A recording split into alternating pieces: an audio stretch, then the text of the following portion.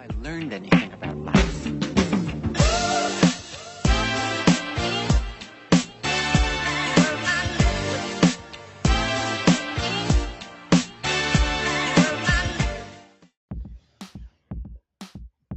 What's going on, guys? So this is my Photoshop. So the first thing I do is duplicate the image and then convert it to a smart object that allows us to change any changes we made here, so it makes it a non-destructive layer. So let's go onto camera raw filter, and that kind of brings us closer to what a Lightroom experience would be. So the first thing I do is grab the white balance and picker there, and I just mess around with the white balance, try and find the best one that looks nice. Vape is a good place to click as it's a neutral grey colour usually. The next thing you want to do is hold down shift while you click on highlights, shadows, whites and blacks, and then Photoshop's going to automatically change them based on the histogram there at the top. Now, due to this being an Instagram post, we boost up the contrast quite a bit, as Instagram seems to like contrast, and then to go with that contrast you must add a little bit of highlight, a little bit of exposure, sorry, just to get it up. And the next thing I did there was just increase the vibrance and the clarity just a little bit, and that just brings out all natural colours there. So the next thing I'm going to do is go into tone curve and click medium contrast. That's what I always click. Sharpening, we go about halfway, and then holding down the Alt key we drag the masking key to then mask that sharpen to the edges of things. I add a little bit of noise reduction to both, about 30, and that's about it I do for that. So moving on, I want to separate this image into 3 parts. So to do that, I'm going to use the pen tool to select first the bottle and box of this Arcus V Jetstream liquid. And if you don't know how to use the pen tool, then there's loads and loads of tutorials online that will teach you how to use it in depth. So I'm just going to speed through this bit, and yeah, I'll be back when that's done.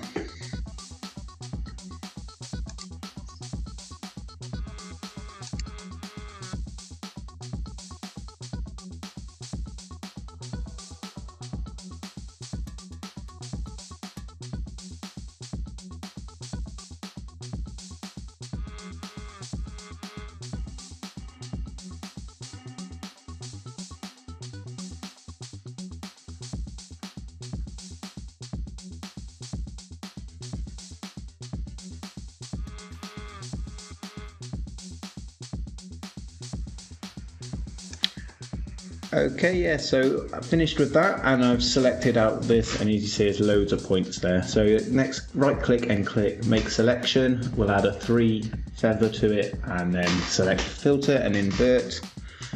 Right, so I pressed Control J there, which just removes the selection onto a new layer, so we can pop that beneath this layer. And I think I'm going to have to invert the mask there. What am I doing now? So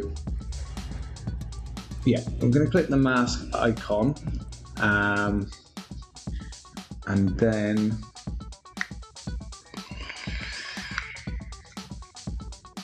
right, yeah, invert this mask so we've got the juice in the bottle on its own, and then we're just going to increase the edge detection, the smoothness of the lines, the feather, sorry, of the lines, and there you go, you've got our bottle on its own with my hand there.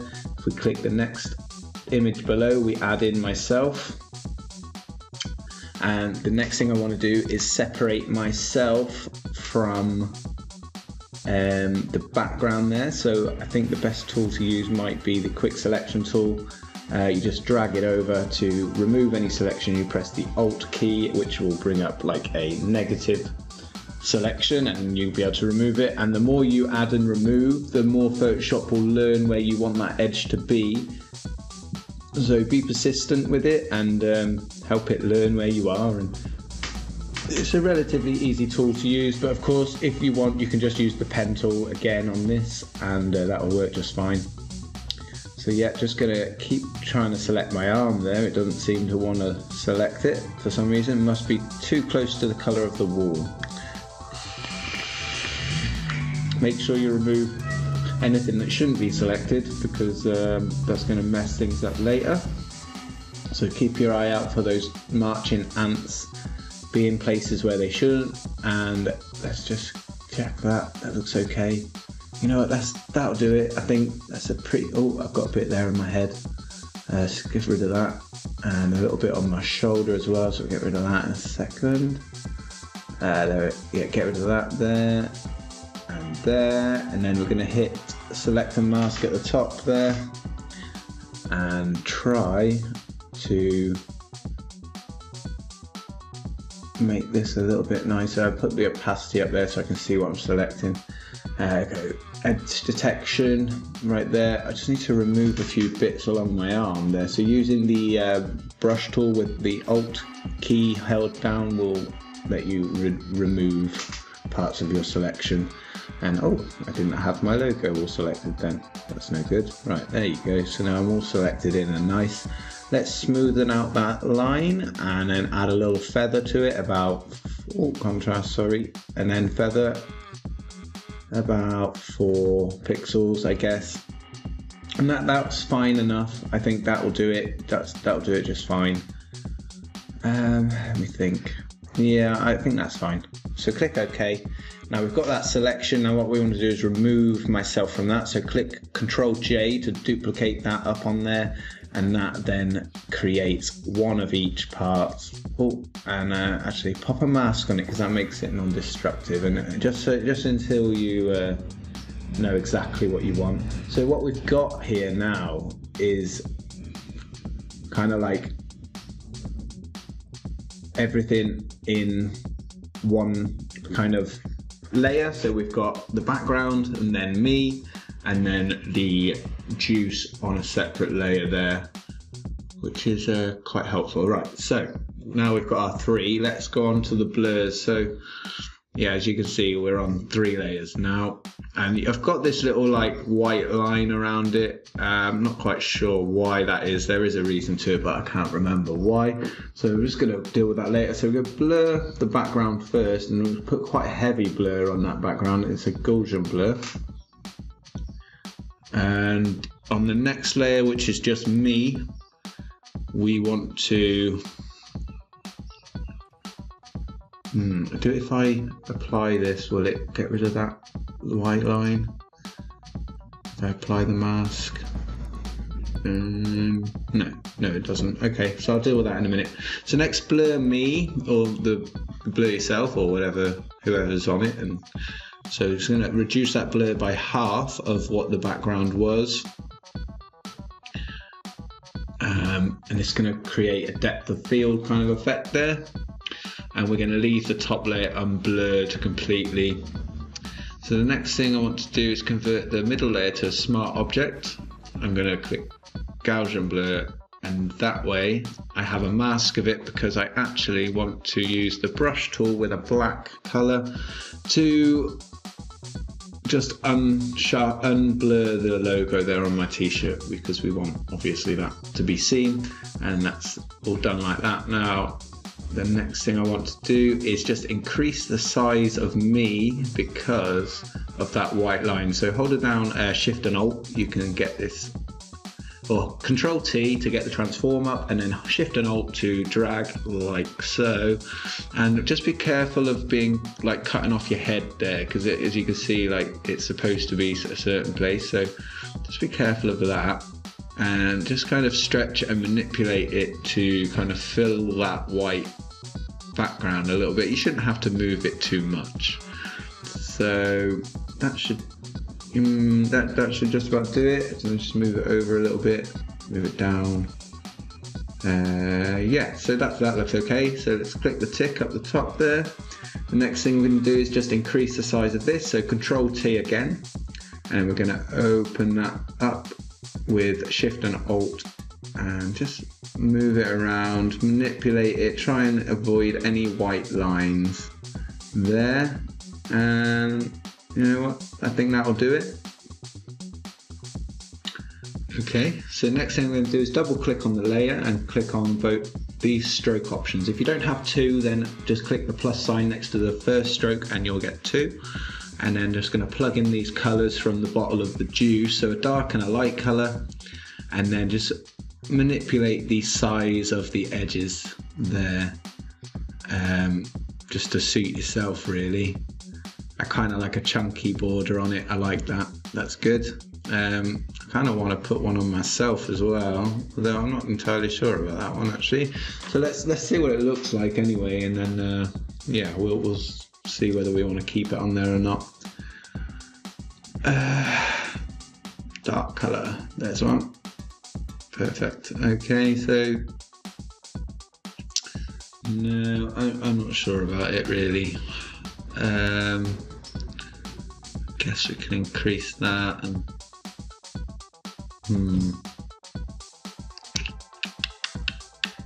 what to do. Balls, I don't know what to do. I think I'll remove the strokes actually. Maybe I'll just put like a glow on it, like an outer glow. So just double click again, remove the strokes. Yeah, we'll just leave it alone, I think, like that. That looks fine. So then I'm just gonna add a glow to the bottle and the juice. It won't be purple, so we'll change that colour now to a colour more suited to the arena. So that like middle blue colour would be fine. And yeah, that looks pretty good. I can live with that. That looks pretty good. Okay, so next up, I want to go unsharp mask because I just want to sharpen up these bottles a little bit and just give it a bit of a sharpen. But what's the best way to do this?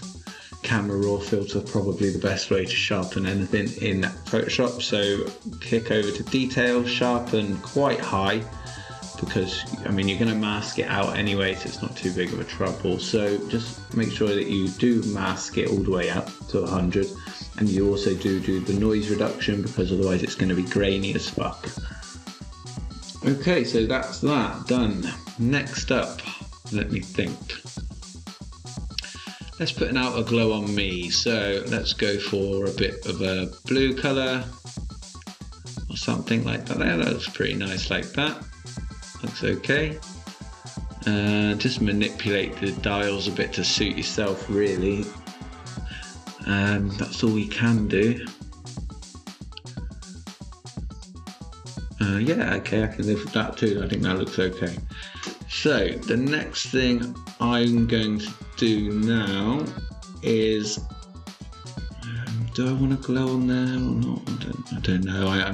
I'm very confused of what I'm doing. I'm winging it. I'm winging this. So let's just crop it down into a square. And you know, that's perfect as it is. So let's crop it down. Next thing, I'm going to click on Control, Alt, Shift and E.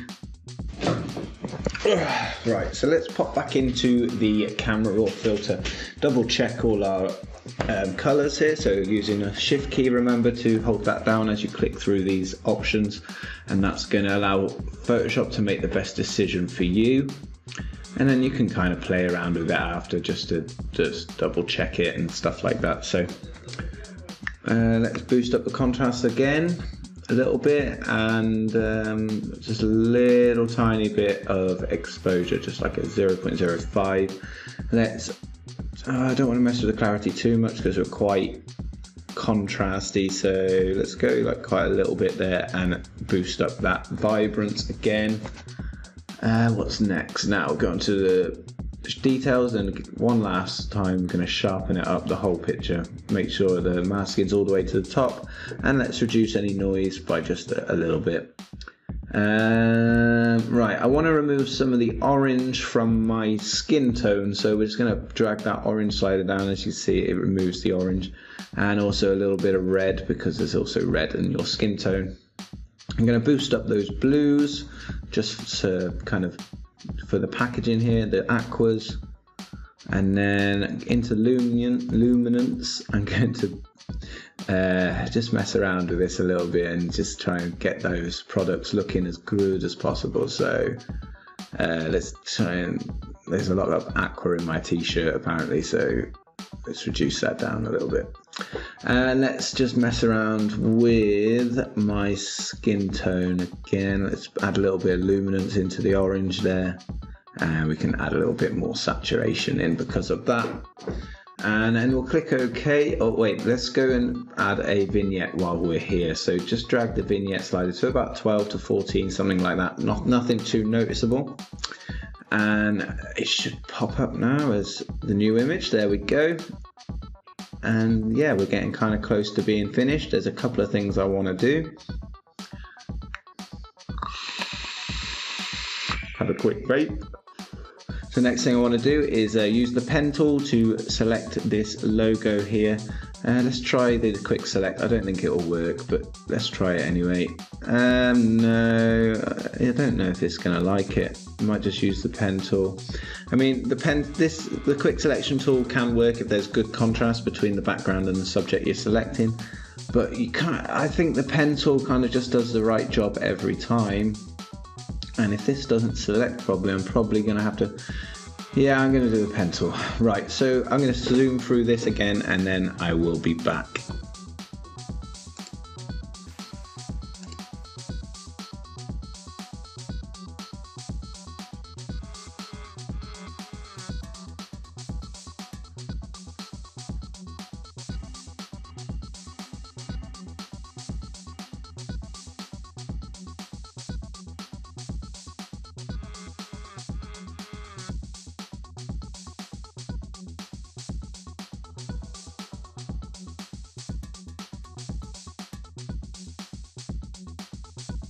Guys, so I'm just going to make a selection out of this pen path that I have taken, and then press Ctrl J to throw that logo onto the top layer. Now I'm just going to increase it and rotate it, and we're going to stick it in a corner somewhere. It just kind of is another logo, just, you know, just to get the brand name out there. But this one doesn't have to be so in your face, it can kind of be in the background a little bit. So let's mess around with the blending mode here. What looks good, what looks good, what looks good. Multiply looks quite good, so let's press V for the move tool and not do that what I've just done. So V for the move tool, and we can move him around and kind of see where he looks best. Top left looks okay, looks better than... I might trim it down just a little bit and move it just out of the corner a little bit as well. And then we can decrease the opacity maybe. So let's have a look at that. Decrease the opacity, and yeah, that looks good. So let's click save by Ctrl Shift S, and we'll save it in JPEG format. Rename it to Jetstream by Arcus V, and click OK for a high quality thing, and we're done. And that's it. That's the image done, and that's kind of how I use Photoshop to create my Instagram post. So now you can throw that up on your Instagram feed. And yeah, I hope this video was instructional to you and really helpful. But yeah, so leave a like if you enjoyed it, and if you found it helpful, definitely subscribe if you enjoyed, and if you enjoy any of my other videos, definitely subscribe. And yeah, many thanks to you all for being here. I really do appreciate it. I'll see you next time. My name's Tom, and I work for Vape Barmouth, and yeah, this was how to make an image for Instagram. Thank you.